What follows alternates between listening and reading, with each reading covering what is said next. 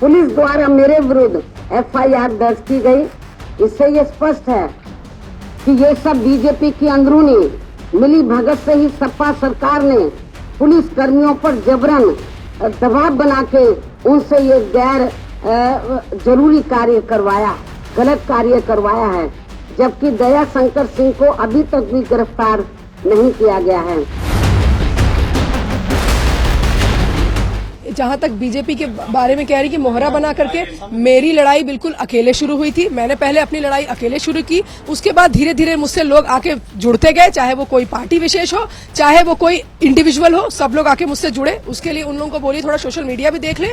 और जहां तक दया शंकर सिंह की गिरफ्तारी की बात है, ठीक है, लेकिन वो अपने कार्यकर्ताओं पर भी, उनको भी पहले गिरफ्तार करेंगी।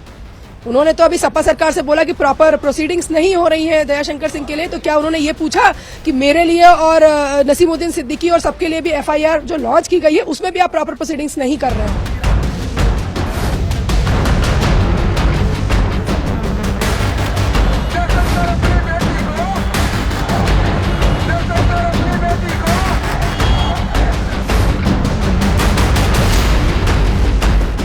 किसी भी प्रकार के अपशब्दों का इस्तेमाल दया शंकर सिंह की मां, बहन व बेटी के लिए नहीं किया गया है। और अब मैं पुनः अपनी इस बात को फिर से यहाँ दोहराना चाहती हूँ कि एक सोची समझी राजनीतिक साजिश के तहत ही दया शंकर सिंह की मां व उसकी पत्नी का पिछले 1-2 दिनों से खासकर मीडिया में जो कुछ भी चल रहा है, उनकी बयानबाजी जो कुछ भी चल रही है, वह केवल बीजेपी के षड्यंत्र के तहत ही ये सब किया जा रहा है। These are merely political accusations.